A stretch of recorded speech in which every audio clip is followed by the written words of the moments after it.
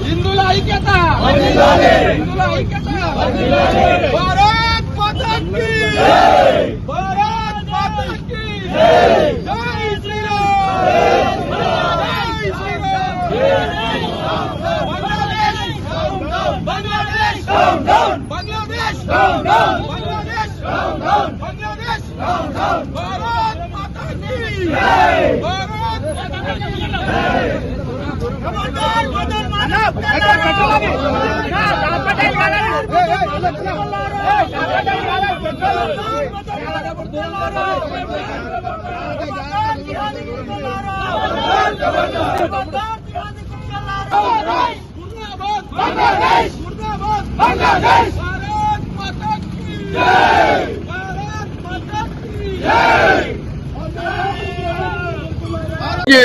हिंदुల ఐక్యత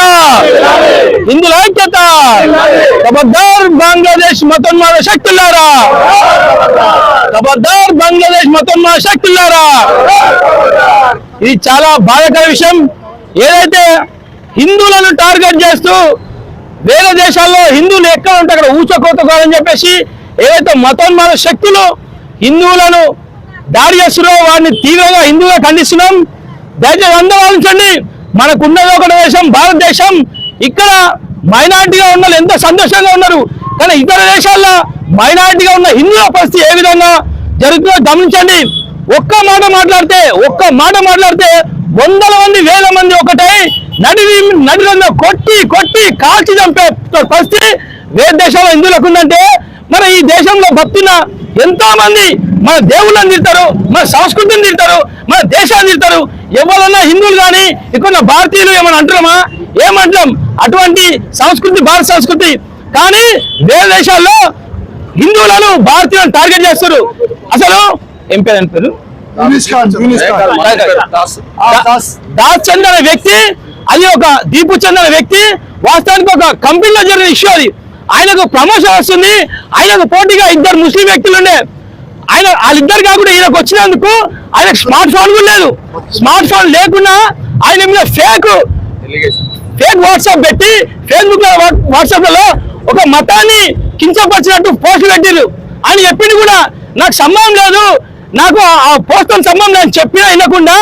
బంగ్లాదేశ్ లో ఉన్న పోలీసులు తీసుకొని అంటే ఎక్కడుంది న్యాయ వ్యవస్థ ఎక్కడున్న చట్టాలు ఒక హిందువుని టార్గెట్ చేసి ఆయనకు ఆ పోస్ట్ అవుతుందని చెప్పేసి ఇద్దరు ముస్లింలు టార్గెట్ చేసి నడి రోడ్డు మీద పోలీసులు తీసుకొని మతోన్మాలకు అప్పచెప్తే ఎంత ఘోరంగా కొట్టిరు చచ్చిపోయినాక కూడా ఈడ్చుకుంటూ పోయి కొట్టి కాల్చి చంపేస్తారంటే హిందువులకు ఎక్కడైనా అసలు పకడ్బందీ ఉందా రక్షణ ఉందా మన దేశంలోనే ఉంది అన్ని కులాలకు అన్ని మతాలకు రక్షణ వేరే దేశాలు లేదు కాబట్టి ప్రతి ఒక్కరు చెప్తున్నాం భారతదేశాన్ని కాపాడుకునే బాధ్యత ప్రతి ఒక్కరికి ఉంది హిందువులు ఐక్యంగా ఉండాలి హిందువులు ఐక్యంగా ఉంటేనే రేపు మన భారతదేశం మన చేతులుంటది లేకపోతే తరిమి కొడతారు మన భారతదేశంలో కూడా హిందువుల ఐక్యత లేనప్పుడు మనల్ని ఊచకొత్త వేస్తారు ఏదైతే మైనారిటీ కాబట్టి ఊకుంటారు వాళ్ళు మెజార్టీ అయిన రోజు నువ్వు ఇంట్లో గుళ్ళ గంట కూడా పెట్టలేవు బొట్టు కూడా పెట్టుకోలేవు నువ్వు ఎటువంటి పూజ కార్యక్రమాలు చేయాలని చెప్పేసి ప్రతి ఒక్క హిందువులకు మేము తెలియజేస్తూ హిందువుల ఐక్యం కావాలి మన దేశంలో హిందువుల ఐక్యత ఉన్నప్పుడు మన దేశాన్ని కాపాడుకుని తెలియజేస్తూ భారత్ మాతా కీ జై హిందూ।